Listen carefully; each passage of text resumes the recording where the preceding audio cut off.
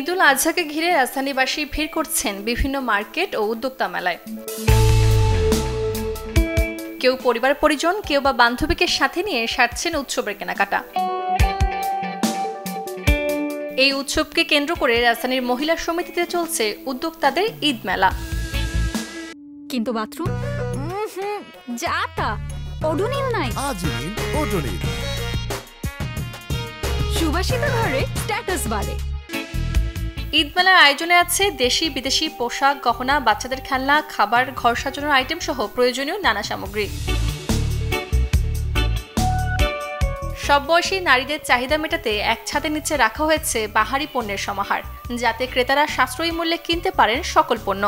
বুটিক্সের ড্রেসই বেশি, ব্লকের বেডশিট হবে, তারপর হচ্ছে আপনার 1 পিস, 3 পিস, 2 পিস বানানো আছে, মানে স্টিচ করা, আনস্টিচ হবে। বুটিক্সের ড্রেসটাই বেশি নিজস্ব ভাবে তৈরি করে করার চেষ্টা করি, এমব্রয়ডারি করা বা হচ্ছে কারচুপি কাজের ড্রেস হবে। বেশি দাম আমরা রাখি না, মানে ক্রেতার ক্রয় সামর্থ্যের মধ্যে আমরা রাখি, মোটামুটি মানটা রক্ষা করি। কালেকশনে ভিন্নতা ও পণ্যের দাম কম হওয়ায় মেলাতে ক্রেতার উপস্থিতি চোখে পড়ার মতো। আর এই মেলাটি হয় সকাল 11টা থেকে রাত 8টা পর্যন্ত। সূচনা হাসান, চ্যানেল 24, ঢাকা।